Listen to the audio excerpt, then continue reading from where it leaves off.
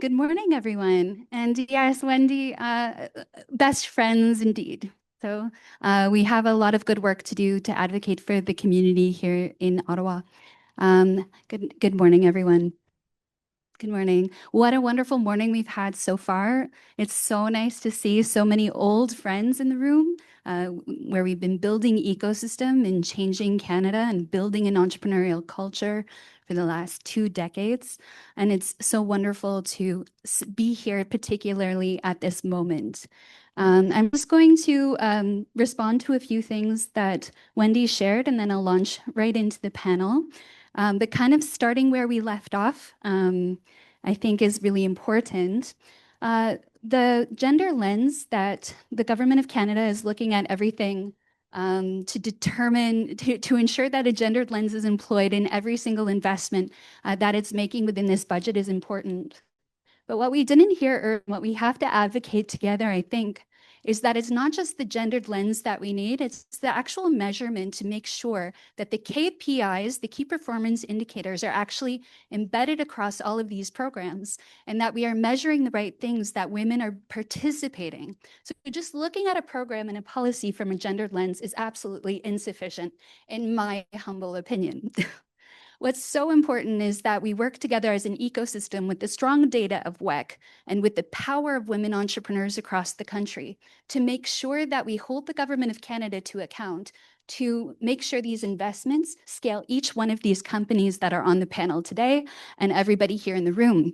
And so it's about the friendly conversations and the advocacy and supporting the government to make this fundamental change that it has just made, and pulling direct funding from the women entrepreneurship strategy and redirecting it towards a more structural approach to women's participation in the economy and our shared priorities as a nation. But it's our responsibility, everybody here in the room today, to make sure that we share that that is not enough, that investment is required, targeted investment, and that we need the key performance indicators. I think as an ecosystem, we know that we've been playing nice for quite some time. And it's really great in the ecosystem that we have partners that are able to facilitate access and the diplomacy that is required. But we also know that quiet women rarely make history. And we also know that this is a very important time globally for women to stand up. And these are the women that stand up. And so that is why we are here. So I just wanted to share that really quickly, to share what we're hearing on the Hill, because we're in Ottawa, we're participating in these conversations as part of our day-to-day life. And it's really fundamental, exactly what Wendy said, is that we are starting to be positioned, the women's ecosystem, the women entrepreneurship sector, kind of in the social realm. And we need to avoid that. Yes, it's socioeconomic development, certainly, but this is powerful economic growth and prosperity for a nation. So I was formerly the CEO and the founder of Startup Canada. And what we used to say is that to build an entrepreneurial nation and to grow an economy, the answer, loud and clear, is to follow the entrepreneur. And that is exactly what we're going to do today. So yes, my name is Victoria Lennox. I've now taken on the leadership role of WEOC, the Women's Enterprise Organizations of Canada. It's an absolute privilege to stand on the shoulders of the matriarchs that came before, and it's a whole lot of pressure to do a good job and to move forward to parity for women entrepreneurship in our country. We're responsible for implementing the Women Entrepreneurship Loan Fund that Minister Valdez was talking about. And today, what's so important is that we make sure that all of the programs that Minister Valdez and Wendy were discussing, particularly in critical infrastructure and our major national infrastructure investments, are actually helping to scale Canadian women-owned businesses and helping each one of you to create jobs and grow our economy. So we're here at this very pivotal moment with 5 incredible entrepreneurs. So we have Jennifer Cross, we have Sherry Larjani, Teara Fraser, April Stone, and Marie Saint-Gervais. So we're going to get started, ladies. Here we go. Let's go, powerhouses. Tell me about your journey, what motivated you, what challenges you faced, and in all of that, why you think it's so important that women need to be positioned at the heart of economic development and our strategy for Canada. So let's have a really nice opening round to get to know you, starting with Sherry. Here we go. Oh, sorry, Jennifer.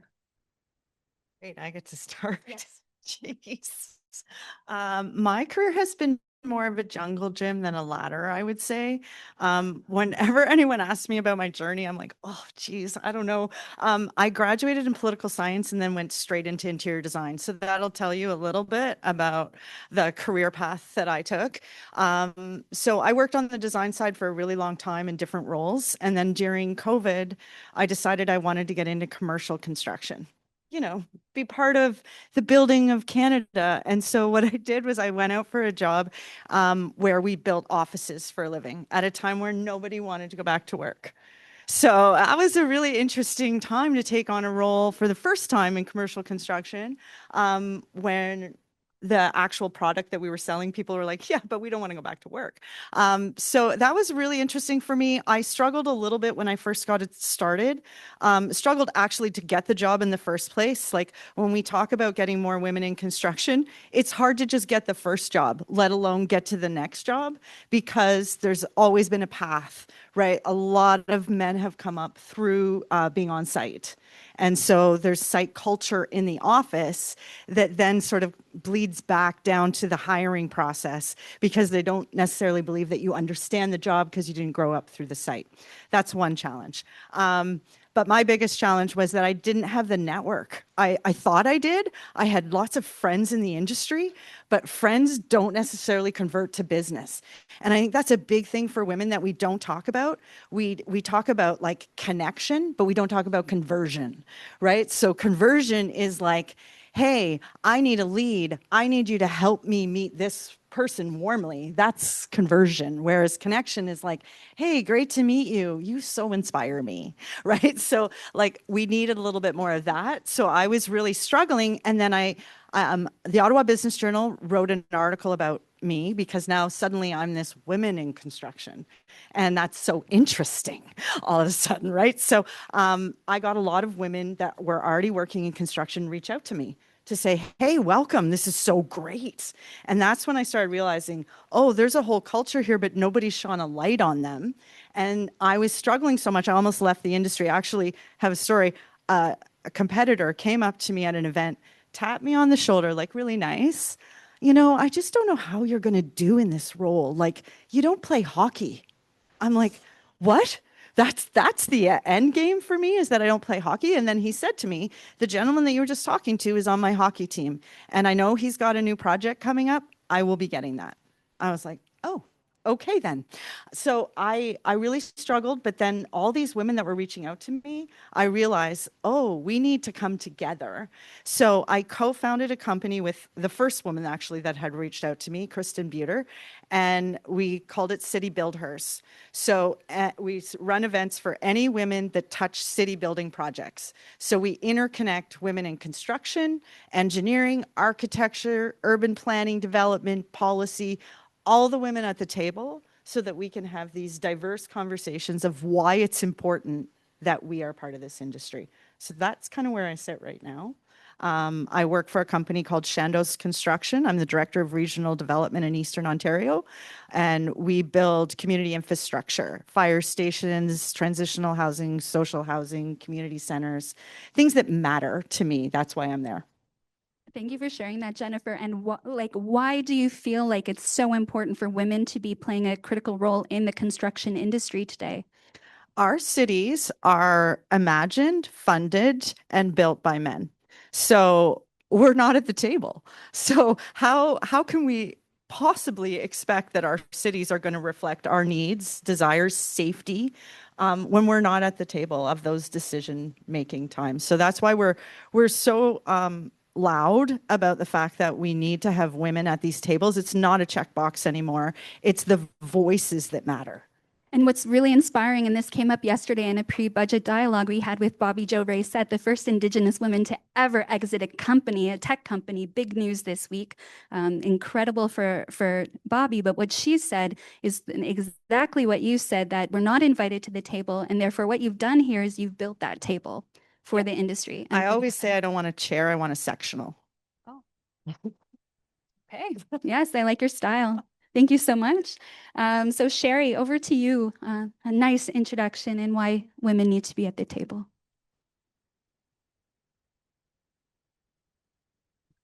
Now it's working. First of all, thanks for having me. Second of all, I just heard your story, and I feel like in some ways it's bittersweet how so many of us sort of go through the exact same things, and we kind of have to fight for our seat at the table, no matter what industry we're working in. And it's amazing to see all of us sitting in this room and talking about it, but at the same time, it's bittersweet because we still have to do it. So we haven't reached that point yet. So I I came to Canada when I was 13 years old. I come from a country where culturally, being a doctor or a lawyer, mostly a doctor, is acceptable. Dentist sometimes. I was raised by a father who believed that that's what I should be doing. And that's what I hated to do. So it wasn't very easy to go against him and say, oh, well, you know what, I don't want to do this, or I have other aspirations or the other things I want to do. So I had to put up a different kind of fight. So I got into, and then, when you're applying for universities, parents kind of decide where you're going and what you're applying for. And that's what happened. So I applied to biology programs everywhere. And guess what? I got in. As sad as it sounded to me, I got in and I went into biology program. And the first year when I went into university, I decided that I hated going to class. And I went to a university, York University in Toronto. And this university has this beautiful sort of central cafe. I became the master of playing cards in that year because I literally spent and I went to school every day, don't get me wrong. My mom would drop me off at the school and I would go back home every night, but I've only played cards and socialized, literally. And at the end of the year, I actually did attend a couple of chemistry labs because it was fun. You could put stuff in the petri dish and then you would come back and they would disappear. And I would do the same thing to all of them. I caused some trouble. And at the end of the year, my their transcript or whatever they want to call it came, and I had failed every single course. So my father needed to have that discussion with me, and he said, okay, what the heck, what are you doing? I said, I just hate this, I don't want to do this. He said, okay, I'll give you 6 months. What do you want to do? I said, architecture, civil engineering, something along the line of construction, building. And he said, I'll give you 6 months, you get in, you can go. If you don't, you'll go back and you'll become the dentist or the doctor I told you. I said, okay, perfect, I'll do that. I had no art background. I never took physics. So I had to go to night school, take physics, and I had to start pretending like I'm an artist and actually take art classes. I surprised myself because, I put a pretty good portfolio together. I passed the test that I had to do. And guess what? I got into civil engineering and architecture. So I went to my dad and I said, sorry. So you know what he said to me was, you were just made to be on construction sites anyways. You're better off dealing with the construction guys. I said, okay, in a very interesting way, because he said, you have not to put me down, but he was like, that's where you're made like for, because you can fight your fight and you can, talk your way into things. So I took that and I studied architecture, and I came out thinking, oh my God, I'm going to build and design these beautiful buildings. And guess what? I was a cat monkey. I got my first job, and all I was doing was sitting in front of a computer, doing absolutely nothing except putting some lines in a drawing. Very miserable. I married very young.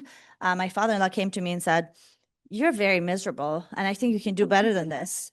And I said, yes. And he said, I'll invest in you if you find a good piece of property, you build it, and, you do okay. And I said, no problem.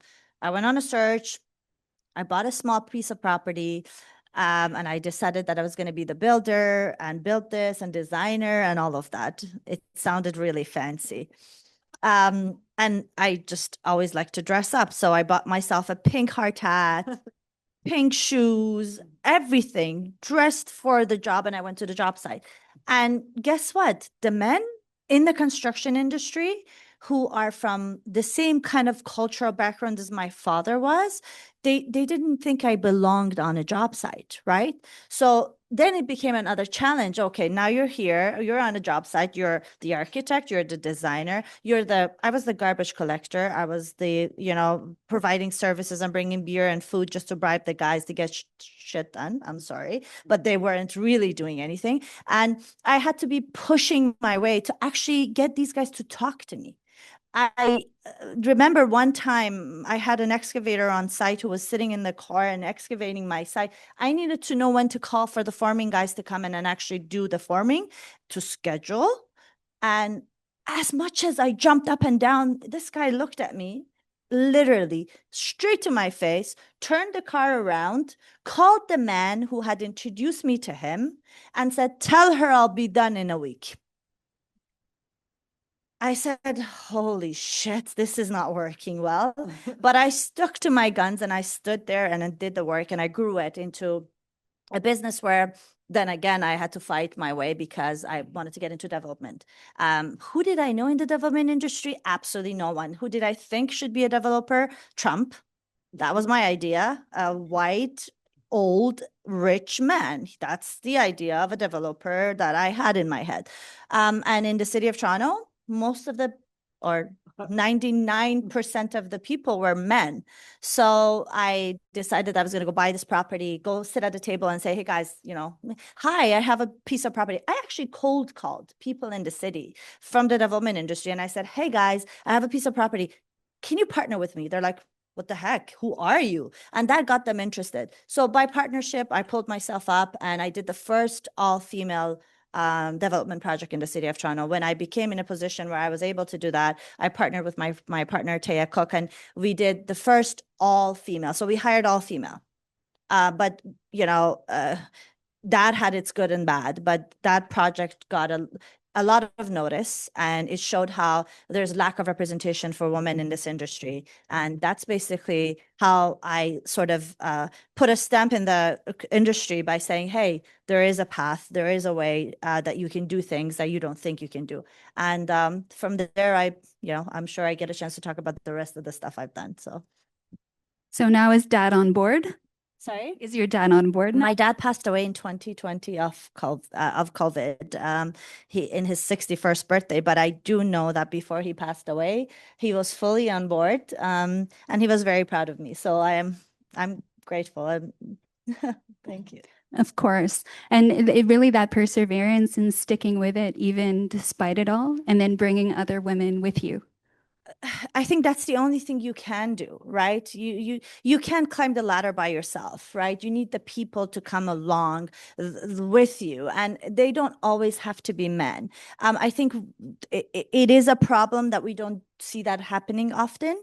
But yes, our goal was to show that the people that are building our city behind the scenes are women, and that's what we did with the project that was called Reina, which means queen. So Queen, yes. Very good. And it really goes to show what we were saying is when we're working with other women entrepreneurs and women leaders, yes, we can go up to each other and say, "Oh, you're so inspiring," but it is that conversion. And so you really showed that conversion in practice. It's beautiful. Thank you so much, Sherry. Teara, so Teara, Iskewew Air. Tell us all about it and your journey and maybe some of the barriers you faced and why you think it's so important that women are in the aviation sector.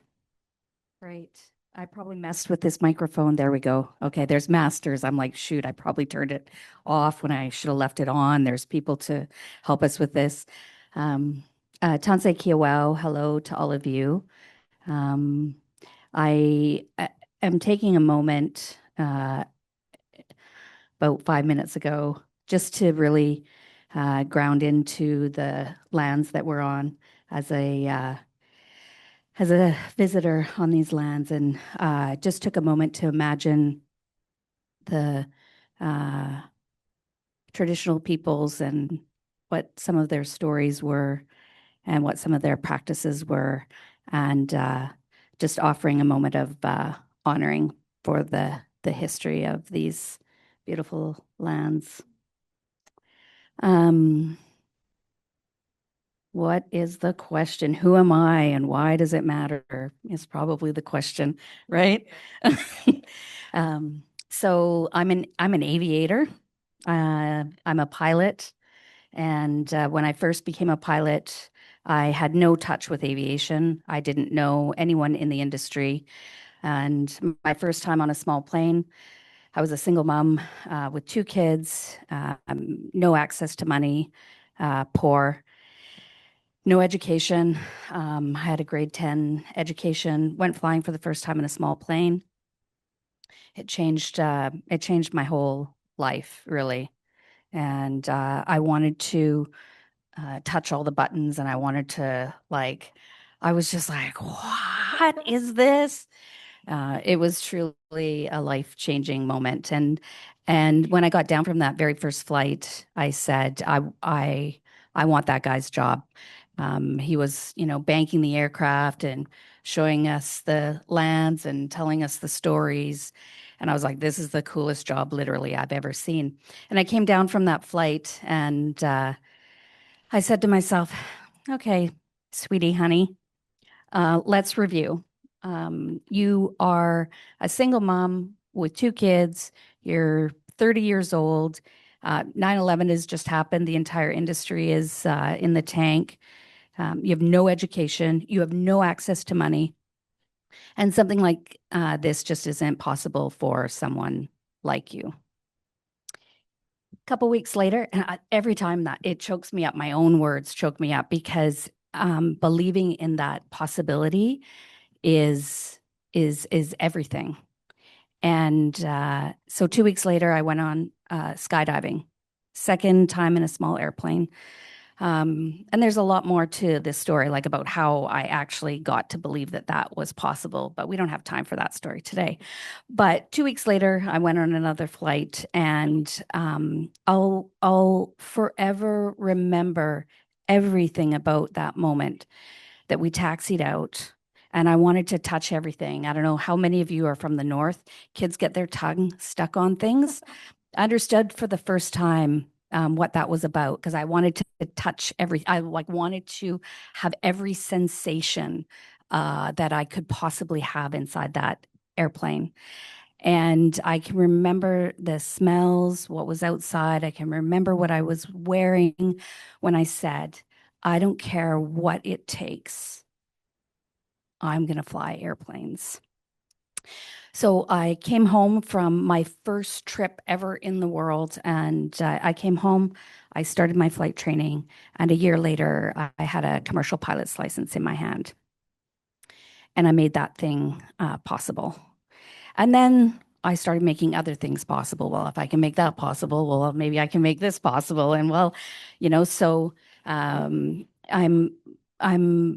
probably most known now because I got a lot of media attention for being the first Indigenous woman in Canada to start an airline. And it is Iskewew Air. Iskewew is a Cree word for woman. I'm a Métis woman, but many of the matriarchs in my family line were Cree speaking. So I named this airline Iskewew Air.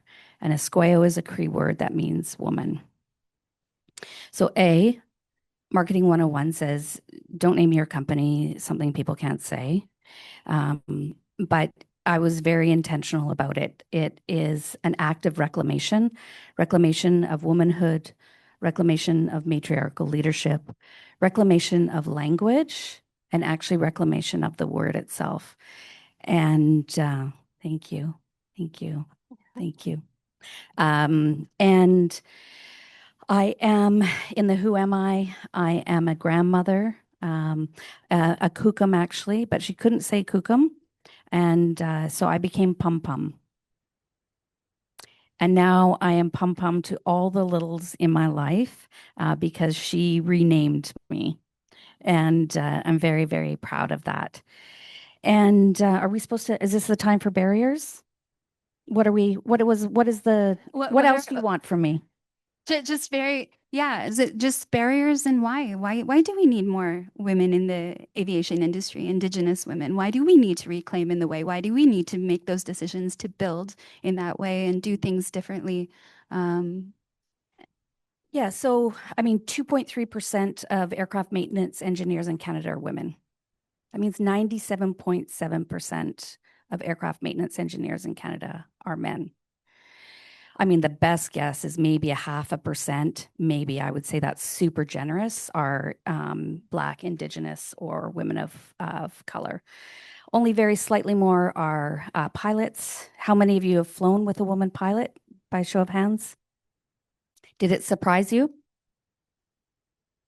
There are not a lot of us. And, my Winiska, which is also a Cree word that means to rise up, Winiska, this is the why for me. I want Winiska, who's going to be 4 next month, I want her to know that she belongs everywhere she dreams to be.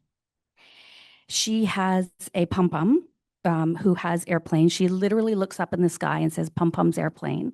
And we have women pilots.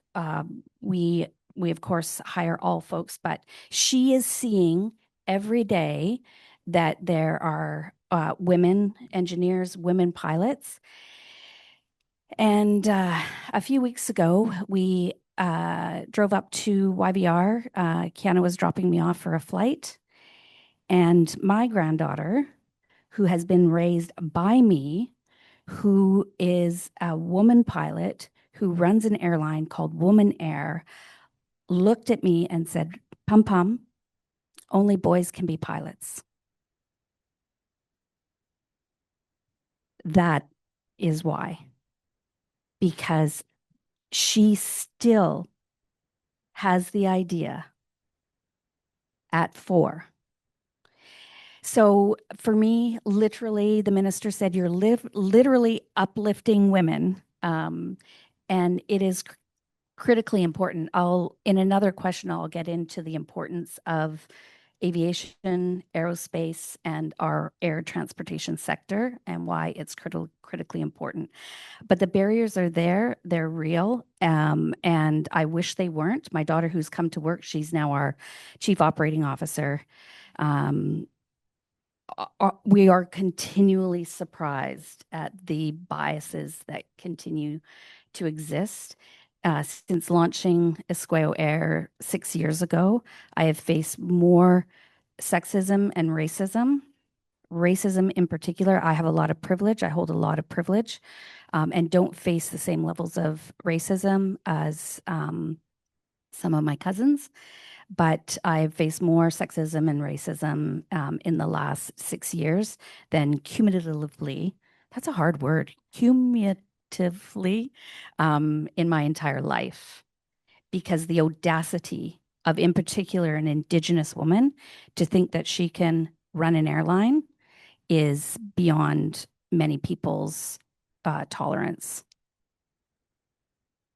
Thank you so much for sharing that, Teara. And thank you also for grounding us as well and on these wonderful, unceded, unsurrendered Indigenous lands, our Algonquin and Anishinaabe peoples. And it is about the next 7 generations. It is about the future and future legacy. So I'd like to meet our next 2 panelists, maybe just a little bit shorter, and then we will move into our next set of questions as a collective to hit all of the points that I think Wendy and her team want us to hit today, although we're hitting all of the things. So over to April Stone. Hello. Okay. So I'm going to just say 1 sentence, 6 words, action words is who I am. No, just kidding. My name is April Stone. I'm from the Treaty 6 territory, Alberta. I'm also Cree, not very fluent Cree, but my business is based in Alberta. I actually have my company's Indigenous Stone Corporation. And so my company has 5 components to it.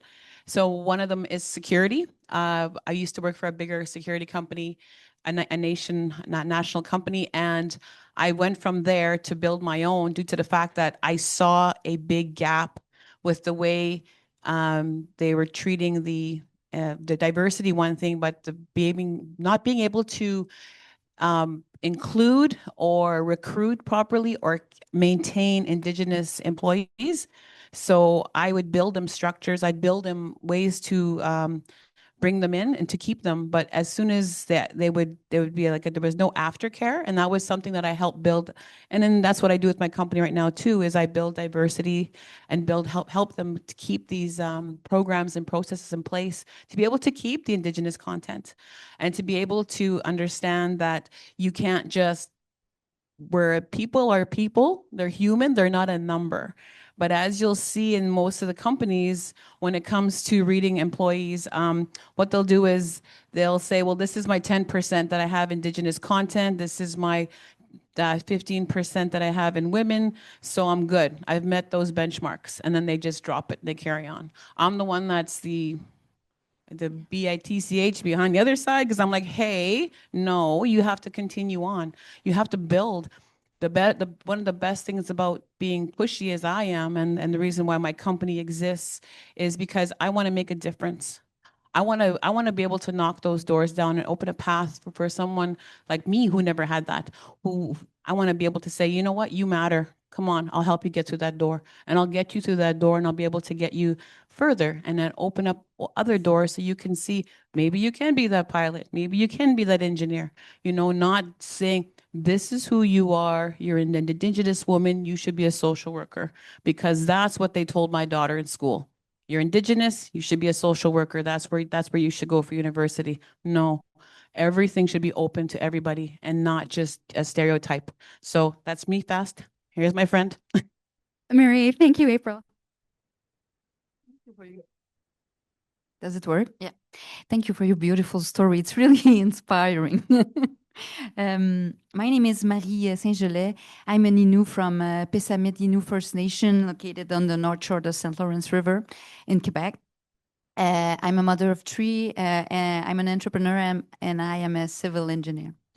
At first, I decided to become an engineer just because I had a discussion with my father about, he was telling me, choose something that will allow you to go outside, just not be in an office. So that's why I choose civil engineering at first. But then I realized that engineering is so important for our communities.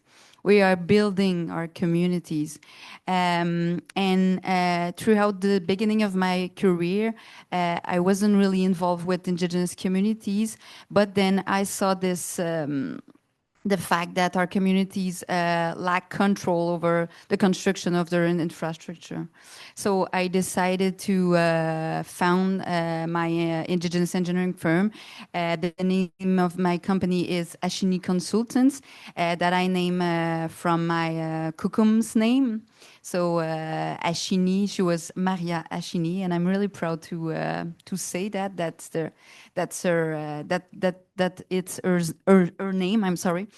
And what we are doing, we are working to build buildings and infrastructure in our communities, and include all the community voices in the process of designing the infrastructure. And we also doing bridging work, I would say, because we are working on major projects happening on our lands, like pipelines, trains, rail works, mining companies, mining projects, industrial project, where I really believe that we need Indigenous technical voices in those projects, because we want to have different idea around the table, and also bringing all the traditional knowledge of our ancestor to create better projects for not just for Indigenous communities, but for the society in general. So that's my business and who I am. And maybe I'll just say something about the barrier I face.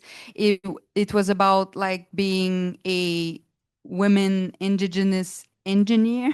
So at first it was about building this credibility, because it sounds to a lot of people that like being an engineer or having an Indigenous engineering firm, it doesn't go together. So I work a lot about that, building this credibility over the years. So yeah, that's one of the barriers I faced. And that barrier that you face is the alignment within, and then communicating that without. And that's a constant dialectic that we always have to face in all of our companies when we're changing the model. So I know that we are a little short on time. So the next two questions are raise of hands. Okay? Okay. So the first one is, for access to finance, how many of you have leveraged debt financing? In the room too, debt financing. Okay. Equity at the angel level. Angels. Angels. Okay. Corrales is here. So any Corrales? Good. Very good. And then any venture capitalists or that you've raised funding from venture capital? Yes. Okay. And then one sentence from each of you of what's the major obstacle you've had in raising finances? Just one sentence. Boil it down to the essence. What's like the major issue that you think if we cracked that nut with access to finance, we could unlock the waterfall of opportunity? I Yes. can go. At first, I began like with $0, and then I got mandate, so I never needed the funding at first. But now I'm looking to grow, and there's not a lot of help for supporting growth when you have a business that works well, and so that's For the scale up that now that you're going to the next level. Yes. So April? Oh, sorry. Hi. I worked 3 jobs to build my capital because I didn't want to take from, you have to say goodbye to your salary job and walk away. Right. So I did 3 jobs and I built my cash flow. And then I had to, so for that, and being at a certain age, you don't get to access because with Indigenous, that's the other thing too, is it's Indigenous Stone Corp. So it's ISC. So when someone looks up Indigenous, the government name, my name pops up before theirs, but just, it's a marketing thing, right? So, no, so then what it capped off at 30. So for women in business, most of the women in business now, they're lucky to be able to have those access to funds younger. But a lot of like myself, I chose later in life that just because I was single, like you have children, grandchildren, you want to make sure that that is all taken care of. Like my children both had jobs, had careers, and I went because it was safer. But there is no access to capital to build, to branch out. So here we go. Like, let's fix that. Okay. Teara, one sentence. I mean, we just need nutrients to flow to everyone that has been starved of nutrients historically, colonially, and I would say intentionally.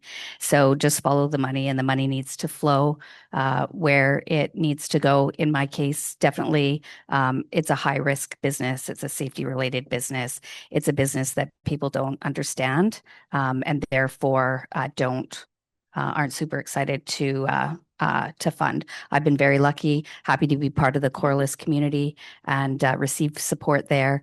And then I also took on an equity partner in Raven Indigenous Capital Partners recently, which has been an outstanding partnership.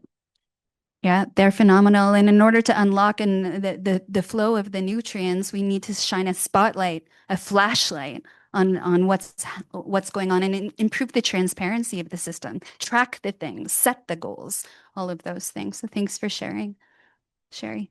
Well, for me, I think it was in my industry, and I think it applies to every other industry. It's just that you don't come with the experience and you don't come with the backing of the family that has been there and has done that, so that the history isn't there, the experience isn't there. They don't want to take a risk on you. They like to go back to the same old, same old, same old. Even though that same old might not give them the exact same result all the time or the better result every time, they would still rather go back to where it's safe. Than to take a risk. So I think it's been very difficult to, sort of get there and do the things that you want to do. And it's also lack of connection. You mentioned something in the beginning, like you need to know who to go to, right? By the time you gather all of that information and all those names and knock on all those doors, you're sort of way into the period of time that you actually need the money. So it's a struggle. It's been very difficult. Well, this is why the Women Entrepreneur Loan Fund was so important, was to create a different risk profile for women entrepreneurs and to recognize that the systems are not supporting. But the problem with that is, and this is something that I say that repeatedly at many of the events where the government might have any say in it. The amount of money they dedicate to these kind of fundings are so little that it doesn't, like one of my properties has a mortgage payment of $250,000 a month. They will give me, as a woman entrepreneur, $250,000 of grant. What am I going to do with that? Just because we're women doesn't mean that we can't scale up and we can't do big projects. Give us the same amount of money and give us that big, stash of cash that you guys have so that we can use it. Yeah. 200, don't look at us like, we don't really exist and just, minimize the amount of money you want to give us. That's my sort of biggest issue with anything that comes from, sources that are available. Very good. I don't have much to add. That is what I face. So yeah, the scalability and the transparency is a big issue. Very good. So we'll finish off with just one last question where we'll kind of merge the last two. We'll try to be succinct with our answers as we have been. I'm so proud of us, really. We're doing such a great job, aren't we? Okay. What we need to look at right now is in the budget, we see major generational infrastructure investments in big sectors with big projects. We're talking about new airports and shipping yards and these wonderful generational investments that are going to employ a lot of people and that could unlock the potential of women entrepreneurship if we work together and make it happen. So from your perspective, what do you need? What will it take in order for your companies to benefit from the investments in the budget? And how can we connect you into those supply chains? And when you're answering this, I would also love to get your brief perspective on the women's certification and Indigenous certification. And if that matters as part of the equation, of course it does, is the answer. But how can we get the government working together with women, with Indigenous communities, and how can you tangibly make this work for your business, this budget? What will it take? So Jennifer. That's a pretty loaded question because I think we're all still trying to understand the budget. The budget is a blueprint at this point, right? Like we don't actually know how it's all going to shake out. And I will look to you to talk more about the housing because, we build a lot of social and transitional housing. We also build a lot of community centers, aquatics, a lot of things that matter to actual Canadians, right? And so we are not seeing the funding going to a lot of those things. That's a bit of a challenge when I talk to municipalities, is they're actually not seeing that the money is flagged for them. So that's an issue. I think the one thing I would want to bring up is that it's conversations like these that are actually going to matter because a lot of the money is going to go to collaborative initiatives, and collaborative initiatives mean coming together, architect, engineer, constructor, right? And if we don't, as women are not at those tables, we're not going to see that funding. We're not like within our own companies. Even if we have men in our companies, they're going to grab those projects because we're not integrated enough. We need to create an integrated collaborative system and go together. Yeah. Between private and public. I think there has been far too long a barrier between the public sector who's making the decisions and the private sector who is on the ground doing the work. Just to answer you, I have to go on a tangent and I am really sorry. I promise I'll just be as quick as I can be. After I did the all-female project, I decided that this country is going to need affordable housing, and this country is going to need to service the people that live in this country, and that there are people that are underserved that are being that are basically not noticed at all. So I decided that, if I believe in this so much, I'm going to put my money where my mouth is, and I am going to do a project where it's going to matter. 6 years ago, I bought a piece of land, and around the same time as my father passed away, actually. He was a philanthropist at heart. That's how I grew up. And I said, I am going to buy this piece of land, and I am going to build affordable housing. And I was able to get about 1,800 units on that property. I'm talking fast so that I can get to the story, and I'm sorry, but the 1,800 units that was one project, my own funding, my own money. I raised money. I took my inheritance. I took my father-in-law's money. I took everybody's money, begged around, literally. And I said, this is the project I'm going to build. And guess what? I came up with this concept. As a woman, we can work with other people. And I said, I can work with the non-for-profits. I can work with the groups who know how to build affordable housing. I don't know how to build affordable housing. I don't know how to service affordable housing. I brought in major partners like Habitat, the people local, but, many, about 7 or 8 non-for-profits. I made allocations, 10% to the Indigenous community, 10% to the Black community. And I said, I can see walking around that, the population of the homeless people around the areas where I'm in, they include these groups and they're being overlooked. I brought in something that should apply to many of you here, and I started my first 24-hour childcare for children under the age of 16. So moms that are single moms can actually go to work and have their children under the age of 16 taken care of. I have medical centers within all the facilities. I have skilled trade centers that you can actually train within the community. And I expanded on that, all with my own fight, my own money, begging people in the financial industry to give me money to invest in my projects. And guess what? I knocked at every level of government. I went repeatedly. I flew here. I did presentations. I brought all the non-for-profits. I talked about what I'm doing. I said, this is something that can it can go everywhere. It's a national concept that can be carried through this country. Somebody listen to me. If you all work together, if you all pay your share, if you believe in affordable housing, we're going to get there and we're going to do that. And it is, I heard the budget. I read the budget. My mind is still like going like, what the heck? Because we're $13 billion dedicated to affordable housing. Guys, it sounds crazy, interesting, and big. But guess what? We are a whole country. And $13 billion is not going to put a dent in the next 5 years. You're going to give us $13 billion? Come on. Affordable housing is an issue. Everything else matters as well. Aquatic centers, this, that, hospitals, all of it. But if you can't get the people who are living now in this minute, a roof over their head, food in their stomach, and their kids taken care of, you're not building anything. You're not doing anything because you're losing this generation to save the next generation. So in my opinion, and it's a fight I fight every single day, we are not doing it properly. And it's not one level of government. I will go through all 3 levels of government in every location, in every province in this country, because I've looked at them all just so that I can add that. So it's not political. It's just a human concept.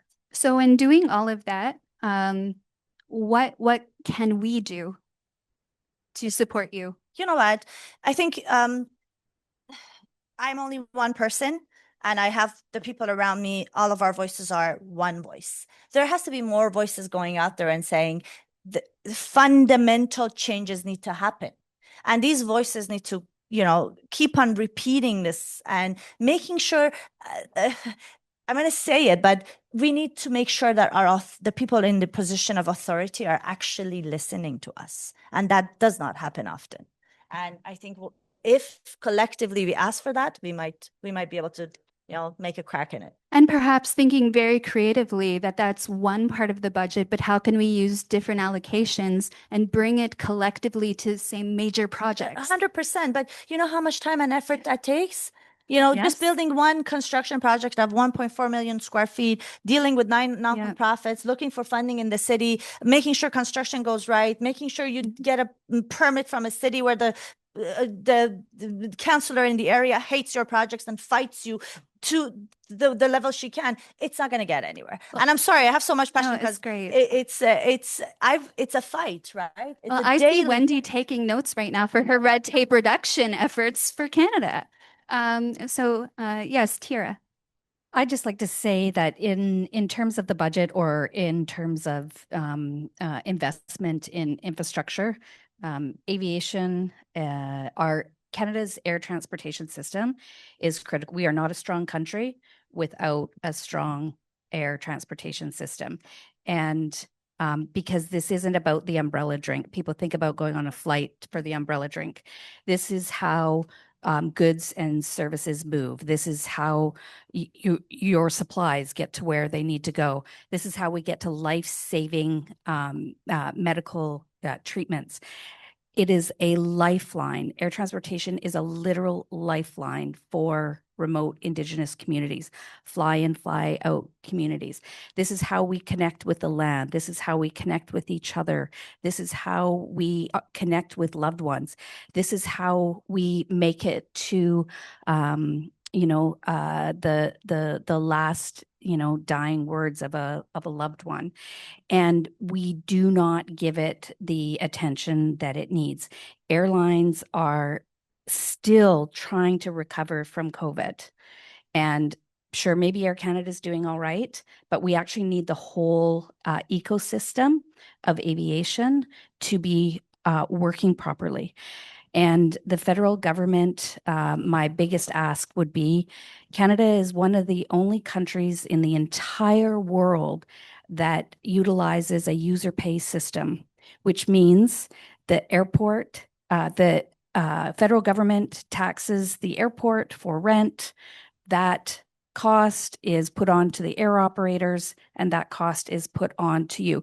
You ever wonder why it's cheaper to go to Mexico than it is to go to Toronto? It's because the federal government looks at aviation as a revenue source rather than every other country in the world, which says this is just like roads and hospitals. Our country, especially given our landscape and geography, relies heavily on the aviation, on our air transportation system, and our government needs to see it that way. And, quite frankly, everybody that is here in this room would be served to understand how much of their dollars of that ticket are not going to the air operator, but are rather going everywhere else. And we are still trying to recover. And, I hope that Iskewew Air continues to exist because of what we do and what it means. But all costs are rising and the consumer isn't willing to pay more or cannot pay more. And so what I would have liked to have seen is the appropriate investment in our air transportation system. So we're feeling like the allocation for that infrastructure, it's not maybe being perceived as infrastructure. It's being treated as something that will pay the government. They'll get a return on investment. It's not a revenue source. It's not a revenue It's source. not a revenue source. It's critical infrastructure. Our country cannot thrive simply without a thriving air infrastructure system. Which would be mission critical, I would think, if we want to grow the economy. Absolutely, but it is always invisible. And all that the air transportation system does, every single person in this room and in this country depends on our air transportation system, and we do not invest in it as such. So I think everybody in this room now, we're all sincere advocates for the air transit system. Thank you. In my company, I have a division called APAL Protective Services, which is a security company. So I have all the regulations. I have my core. I have everything. I'm insured right to the ceiling. But I don't match up to the other old boys company, all the old boys security companies, because they're all run by men.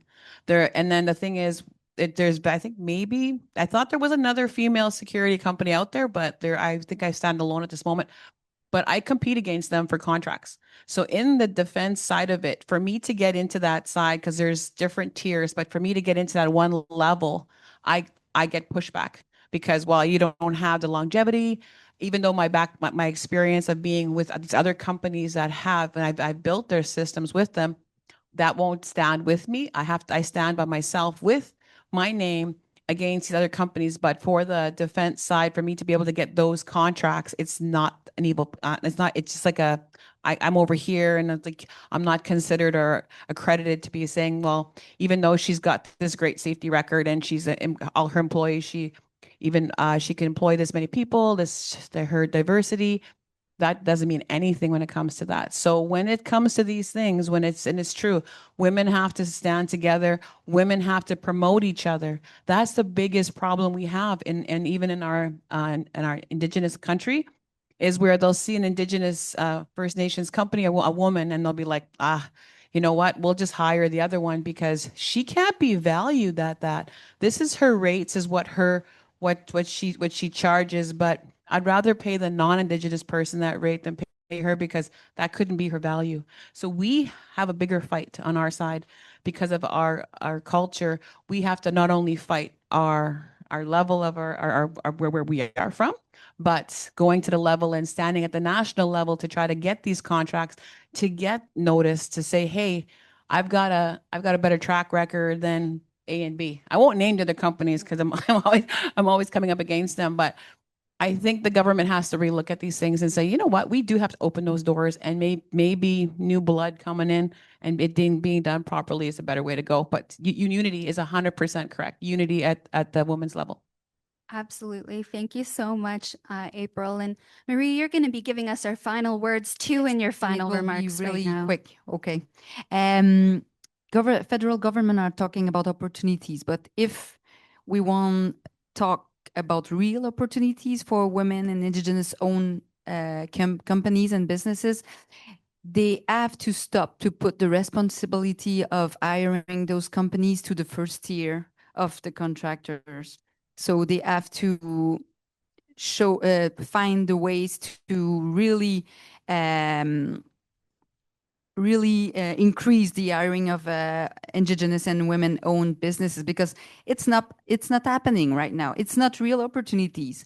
They're even not able to adapt their criteria to hire our companies. So I think federal government has to take the lead on that and not having this responsibility transferred to the first tier of contractors. So that's my idea about that. And I just want to add that I'm not in a lot of female things or female businesses association, but I think I will do that because I think it matters. And yeah, supporting each other is really about well, we'll be able to go further and yeah. And We will get further and further together, Marie. That is absolutely true. And in fact, what a great note to end on is the opportunity we have with the critical industries of ensuring that we all work together and lobby the government to make sure that those tier one contracts with the majority of the expenditures going out, that there's a clear plan, that it's very transparent, measured, and that they're accountable for, to ensure that everyone rises with these major investments with our taxpayer dollars. So thank you so much for your leadership. Thank you for everything you do in your companies, in your lives, in your communities, in your family, and for our country. And we will continue working together to make sure that Budget 2025 serves every entrepreneur in Canada. Thank you, everyone.